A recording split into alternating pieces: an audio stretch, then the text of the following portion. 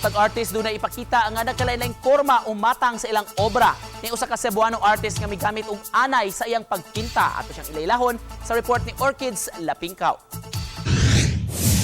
Sagad ka nato.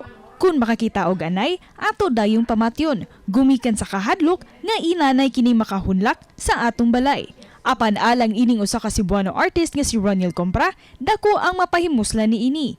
Inay nga mogamit siya og paintbrush o baka oil pastel, iyang gigamit ang duga o baka ang termite trail sa iyang painting. Nagpasabot kini nga ang tanang butang sa atong palibot mapahimuslan, madako man kini o magamay man nga butang. Ubay-ubay na ka mga masterpiece ang iyang namugna. Apan karon migamit siya niining termite trail alang sa bago niyang obra nga balay ni Lola Masyang, diin iya lang giluta ang balay gamit ang tela og termite trail.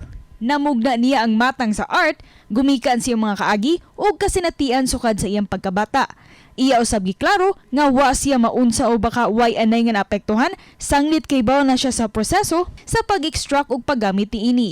Sa iyang pagpinta, iyang gipakita ang mga naglain porma sa drawing ug iyang gipasabot nga wala kini direkta nga kahulugan apan makonektor kini sa kultura, kasinatian ug ang bili ni ini sa kinatibukan. Siguro para sa mga aspiring artists o mga creatives, dili lang sa mga visual artists, no? Daghan man mga musician, mga poets.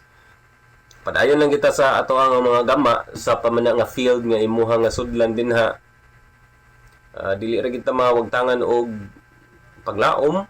O ba ni Clans Gabutin, ako si Orchids Lapingkaw, GMA Regional TV Live.